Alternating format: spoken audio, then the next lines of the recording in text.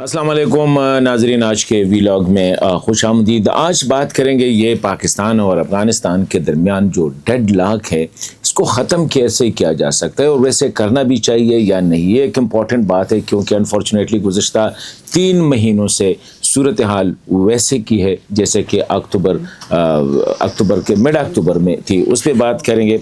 एक अहम डेवलपमेंट और ये हो रही है कि ऑर्गेनाइजेशन ऑफ इस्लामिक कंट्रीज़ यानी इस्लामी मुल्कों का जो तंजीम है उसका एक ग्रुप जो है वो अफ़गानिस्तान का दौरा करने वाले हैं। इसी हवाले से जद्दा में अभी रिसेंटली जो OIC contact group on Afghanistan जो है उसका इजलास हुआ।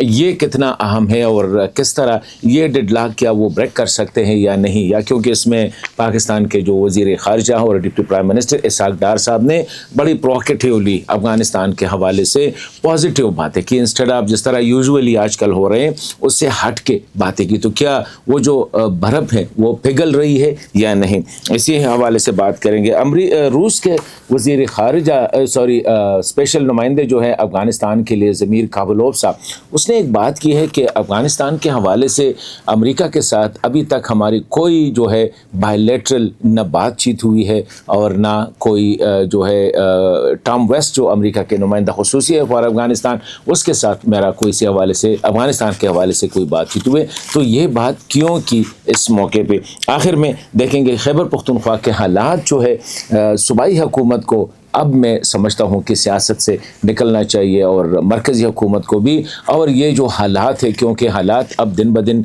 ख़राब होते जा रहे हैं। अब मिलिटेंट्स की तरफ से इंफ्रास्ट्रक्चर पे ये जो कुरम एजेंसी और दरिया कुरम पे जो बड़े राब्ता पुल को उड़ाया गया है, तो मतलब ये है कि अब वो पहले तो सिर्फ अटैक्स होते थे, अब वो इंफ्रास्ट्रक्चर को भी अटैक कर रहे हैं। तो इसी हवाले से भी बात करेंगे। पहली बात यह है कि 11 अक्टूबर या 10 अक्टूबर को पाकिस्तान अफ़गानिस्तान के दरमियान जो हालात ख़राब हो गए तो बॉर्डर बंद हो गया। तो अभी तक बॉर्डर जो है वो बंद है मुकम्मल आमद व रफ्त के लिए, और इसी हवाले से काफ़ी नुकसानात हो रहे हैं अफ़गानिस्तान के भी और पाकिस्तान के भी।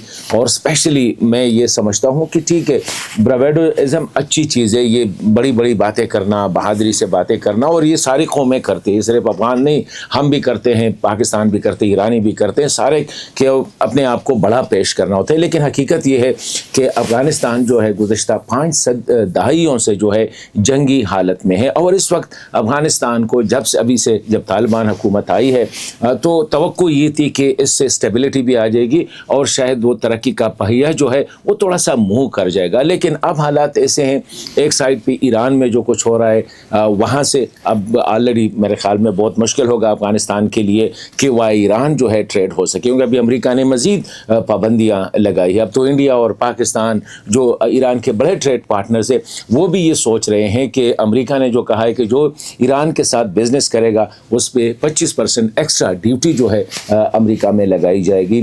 तो इंडिया ने ऑलरेडी फैसला किया है कि ईरान के हवाले से जितने कंसाइनमेंट्स थे उनको रोका है, फौरी तौर पर फैसला किया है। पाकिस्तान ने अभी तक किसी हवाले से कोई फैसला नहीं किया, लेकिन डेफिनेटली पाकिस्तान भी इतना बड़ा और इतना ताकतवर नहीं है कि अमेरिका के सामने स्पेशली ट्रेड और इसके हवाले से एक स्ट्रांग पोजीशन ले। अब ऐसे मौके पे अफ़गानिस्तान जो है ऑलरेडी स्टकअप हुआ है, मतलब ये कि पाकिस्तान साइड से, जो कि पाकिस्तान और अफ़गानिस्तान के हिस्टोरिकल ये रास्ता जो है ये आज वाला नहीं है, 100 साल वाला नहीं, हज़ारों साल से ये रास्ता खुला रहता और लोगों की आमद रफ्त होती थी। और ये जो है एशिया, मतलब ये कि साउथ एशिया से सेंट्रल एशिया और फिर ईस्टर्न यूरोप तक जो है ये मूवमेंट होती थी। अब ये रास्ता जो है ये बंद किया गया है। अफ़गानिस्तान की अगर आप एक्सपोर्ट देखें हिस्टोरिकली, उसका बाहर जो है वो सिर्फ पाकिस्तान है, क्योंकि वहाँ पे जो फ्रूट्स होते हैं, ड्राई फ्रूट्स है या सब्जियां हैं या दीगर, ज़्यादातर वहाँ पे तो एग्रीकल्चर प्रोडक्ट्स होते हैं, तो उनका बाहर जो है या क्वेटा आ जाते हैं या पेशावर आ जाते हैं, क्योंकि यहाँ पे लोग भी एक जैसे हैं, मतलब यह है कि तौर तरीके और सारी चीज़ें एक दूसरे के साथ मिलते जुलते हैं, तो वो कोई ख़ास कदगन नहीं होती। अगर यही प्रोडक्ट वो यूरोपियन मार्केट में वो नहीं ले जा सकते या इवन मिडल ईस्ट में नहीं ले जा सकते, द रीज़न इज़ कि वहाँ पे सर्टिफिकेट मांगा जाएगा, जेनेटिकली मॉडिफाइड है या नहीं نہیں ہے, وہ جو ISO پلانا وہ ہے یا نہیں ہے. ایران میں آلریڈی ان کی کھپت نہیں ہے کیونکہ وہی چیزیں ایران بھی ایکسپورٹ کرتا ہے, وہی چیزیں سینٹرل ایشین ممالک بھی, وہی انار, وہی انگور, وہی میوجات جو ہے وہ سینٹرل ایشین ریپبلکس بھی جو ہے وہ بھی ایکسپورٹ کرتے ہیں. تو یہ اس سے میرے خیال میں ایک, اور اسی طرح یہ نہیں ہے کہ پاکستان کو نقصان نہیں, پاکستان کو بھی نقصان ہو رہا ہے, لیکن پاکستان کی اکانومی ذرا بڑی اکانومی ہے, سمندر تک ایکسیس ہے, تو شاید اتنا امپیکٹ نہ ہو جتنا افغانستان میں ہے. لیکن اسپیشلی پاکستان کے وہ علاقے خیبر پختونخوا اور بلوچستان کے جو بارڈر ایریاز ہے جس پہ ملینز کی تعداد میں پاپولیشن ہے, ان کے لیے ان کا سارا انحصار جو تھا وہ ٹریڈ روٹس پہ, یہ جو روٹس ہے اس پہ جو ٹریڈ ہوتے تھے, ان راستوں پہ جو تجارت ہوتی تھی اس پہ ہے. اب وہ بیچارے ایک سائڈ سے وہاں پہ ملیٹنسی ہے, وہاں پہ یہ دہشت گردی کے خلاف بھی کارروائیاں ہو رہی ہے, دوسری سائڈ سے سارے لوگ بے روزگار ہو چکے ہیں اور ان کا سارا جو انحصار ہے اسی ہی ٹرانسپورٹ آتی تھی, کوئی ہوٹل چلاتا تھا, کوئی مزدوری کرتا تھا, کوئی کچھ نہ کچھ جو ہے, کوئی جو ہے بزنسز میں انگیج ہوتے تھے. ابھی وہ راستے بند ہونے سے شاید اسلام آباد کو اتنا اثر نہ ہو یا کابل کو اتنا اثر نہ ہو, لیکن دونوں سائڈ پہ جو آبادیاں ہیں ان کو بہت زیادہ وہ متاثر ہے. اسی حوالے سے میری جو ایک سجیشن ہے وہ یہی ہوگی کہ ایک نے پہل کرنا ہوگا. مطلب یہ ہے کہ اگر اسحاق ڈار صاحب, پاکستان بڑا ملک ہے اور میرے خیال میں یہاں پہ ایگو کا مسئلہ بھی اتنا نہیں ہوگا. اگر پاکستان پہل کرے کہ لیٹس گو ٹو کابل ایسے حالات میں, یا کابل کو امیر خان متقی صاحب کو کہہ دے کہ جی ادھر آ جائے, لیٹس اوپن دا ٹاکس. کیونکہ ثالثوں کی باتیں تو ہم نے سنی, ثالثین جو ہے وہ کیسے کامیاب ہو سکتی تھی, کیونکہ ہم ایک دوسرے کے جانتے ہیں, ایک دوسرے کے مطلب یہ کہ عادات و اطوار سے بھی بخوبی واقف ہیں, ایک دوسرے کے ساتھ صدیوں سے زندگی گزار رہے ہیں. میرے لیے مشکل نہیں ہے کہ کابل میں جا کے کسی سے بات کرنا, اسی طرح کابل میں کسی بندے کے لیے مشکل نہیں ہے کہ پشاور اسلام آباد آ کے کسی سے بات کرے, خواہ وہ پولیٹیشین ہے, خواہ وہ مذہبی رہنما ہے, خواہ وہ حکومتی نمائندہ ہے, خواہ وہ فوج کا جرنیل ہے یا فوج کا افسر ہے یا سول سوسائٹی کا ممبرز ہے. اسی طرح افغانستان میں بھی. تو میں سمجھتا ہوں کہ اب ایک نے پہل کرنا ہوگا. اور دوسری بات, اہم بات جو ہے وہ یہ ہے کہ ابھی تک ہماری ڈائلاگ سٹک ہوئی ہے پوائنٹ 1 پہ. پاکستان سائڈ سے ایک ہی پوائنٹ ہے TTP, اور اسی سائڈ سے بھی یہی ہے. میرے خیال میں تھوڑا سا اس کو جو ہے نا وائڈر کرنا پڑے گا تاکہ اسپیس ہو بات چیت کے لیے. ابھی اسپیس نہیں ہے بات چیت کے لیے, کیونکہ مذاکرات آپ کرتے ہیں, شروع TTP سے ہوتی ہے, ختم TTP پہ ہوتی ہے. مطلب یہ شروع ہی دہشت گرد تنظیمیں افغانستان میں, ختم بھی دہشت گرد تنظیمیں افغانستان میں. تو میں سمجھتا ہوں کہ تھوڑا سا ہمیں یہ جو ایجنڈا ہے, ایجنڈے کو تھوڑا سا وائڈر کرنا چاہیے. اس میں ٹریڈ بھی آنی چاہیے, بزنس بھی آنی چاہیے, ٹرانزٹ بھی آنی چاہیے, کمیونیکیشن بھی آنی چاہیے, لوگوں کے وزٹس بھی آنی چاہیے, تاکہ اسپیشلی جو ہے تھوڑا سا ڈائلاگ, اور وہی باتیں بھی ڈیفینیٹلی TTP بھی ہونی چاہیے. اگر افغان کے داعش کو کچھ کنسرن ہے تو وہ بھی ہونا چاہیے, تاکہ بات چیت آگے چلے.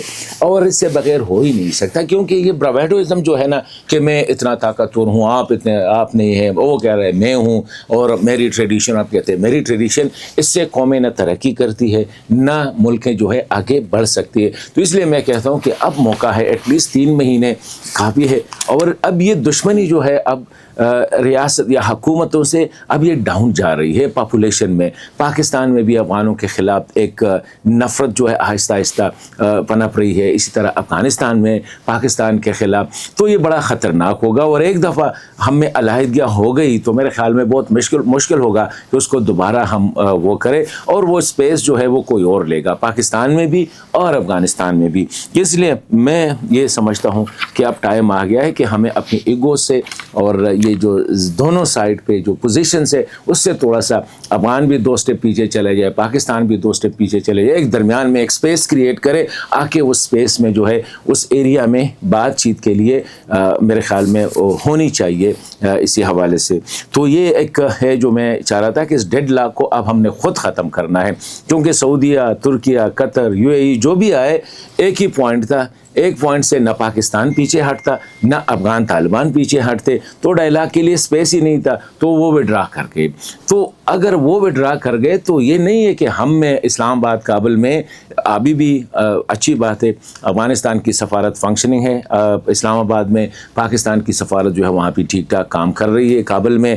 تو مطلب یہ ہے کہ تعلقات ڈیڈ اینڈ پہ نہیں ہے, لیکن کمیونیکیشن آفیشیل لیول پہ یہ تقریباً ختم ختم ہو گئے گزشتہ 3-4 مہینے سے. اس کو میرے خیال میں ہمیں کہیں ایک سائڈ سے ایک سٹیپ لینا ہوگا تاکہ یہ ڈیڈ لاک جو ہے یہ بریک ہو جائے. دوسری بات اگر ہم کرتے ہیں یہ جو میں نے کہا کہ ایران کا جو مسئلہ ہے یہ دونوں کے لیے افغانستان پہ بھی اثر کرے گا اور پاکستان پہ بھی اثر کرے گا. تو اس لیے اس اثر سے نکلنے کے لیے دونوں اگر مل کے اس کا مقابلہ کریں تو that will be much better. ابھی OIC کا اجلاس ہوا جدہ میں, جو افغانستان کے جو حوالے سے جو کانٹیکٹ گروپ ہے, یہ کانٹیکٹ گروپ جو ہے افغانستان کے حوالے سے 21 اور 22 جون کو جو اجلاس ہوا تھا 2025 کو استنبول میں, اس میں بنایا گیا تھا کہ افغانستان کی سچویشن کو آبزرو کرے اور اسی حوالے سے جو ہے OIC کو ایڈوائز کرے. تو اس کا جو جدہ میں اجلاس ہوا اس میں فیصلہ کیا گیا ہے کہ گروپ کا ایک ٹیکنیکل ٹیم جو ہے وہ افغانستان جائے گا اور وہاں پہ سچویشن کو آبزرو کرے گا.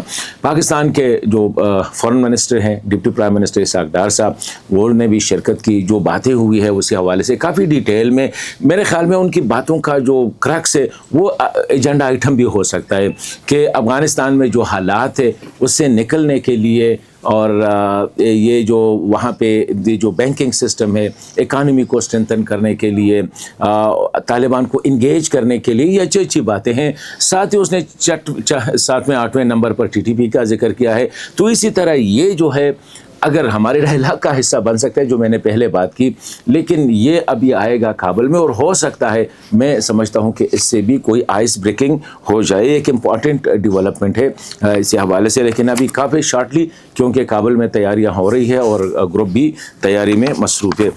خیبر پختونخوا میں حالات جو ہے آپ لوگوں کو پتہ ہے کہ دن بدن خراب ہوتے جا رہے ہیں. میں یہاں پہ کہوں گا کہ یہاں پہ بھی تھوڑا سا ہمیں دل بڑا کرنا ہوگا خیبر پختونخوا حکومت کو اور مرکزی حکومت کو کہ سیاست سے تھوڑا سا نکلنا پڑے گا, تھوڑا سا پشاور کو پیچھے جانا پڑے گا, اسلام آباد کو تھوڑا 2 قدم پیچھے ہٹنا پڑے گا تاکہ یہ جو بڑا دشمن ہے, باقی سیاست چلتی رہے گی, عمران خان بھی ہوگا, دیگر بھی ہوں گے, لیکن اس کے لیے ضروری ہے کہ پہلے ہم جو بڑا دشمن ہے وہ ہے سیکیورٹی کے حالات, وہ ہے دہشت گردی, وہ ہے خیبر پختونخوا میں جو بڑھتے ہوئے واقعات ہے, یہ اس سے پہلے ہمیں نمٹنا ہوگا, یہ ضروری ہے. اور اس کے لیے میرے خیال میں خیبر پختونخوا حکومت کو فوری طور پر یہ جو آپریشنز ہو رہے ہیں یا یہ جو کارروائیاں ہو رہی ہے اس کی اونرشپ لینی چاہیے اور مرکز کے ساتھ انگیج ہونا پڑے گا, تب جا کے یہ کامیاب ہو سکتا ہے. ورنہ آپریشن تو ہوگا, وہ تو چلے جائیں گے یا وہ مارے جائیں گے, لیکن پوسٹ آپریشن جو کارروائی ہوتی ہے اس کے لیے ضروری ہے کہ مرکز اور پشاور یعنی صوبہ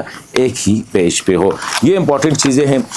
یہ روس کے جو اسپیشل نمائندے ہیں ضمیر کابلوف صاحب, اس کا یہ بیان مجھے یہ سمجھ نہیں آ رہی کہ اس موقع پہ اس کا یہ بیان کہ امریکہ کے ساتھ ابھی تک ہم نے بائی لیٹرلی افغانستان کو ڈسکس نہیں کیا ہے اور یہ حالات اب وہ آ گئے ہیں کہ یہ ہم نے ڈسکس کرنے ہوں گے, کیونکہ افغانستان کی جو سٹیٹس کو ہے یہ خطرناک ہے, پوری دنیا سے آوازیں اٹھ رہی ہے. اور طالبان کے لیے بھی میرے خیال میں ان کو تھوڑا سا اکاموڈیٹیو پالیسی اڈاپٹ کرنی چاہیے, اسپیشلی اپوزیشن کے ساتھ, کیونکہ افغانستان سب کا ہے, اے کا ہے, بی کا ہے, سی کا ہے, سب کا افغانستان ہے. سب نے مل کے اس کو آگے لے کے جانا ہے, سب نے مل کے یہاں پہ جو ہے استحکام لانا ہے, ترقی کرنی ہے, قوم کی امیدوں پہ پورا اترنا ہے. تو یہ نہ صرف یہ کہ نہ مولوی کا کام ہے, نہ مجاہد کا کام ہے, نہ سیاستدان کا کام ہے, نہ جرنیل کا, یہ سب کا اکٹھا کام ہے. اور اس کے لیے ضروری ہے کہ موجودہ جو چیلنجز ہے افغانستان کو اس سے نکلنے کے لیے امارت اسلامی کو سارے افغانوں کو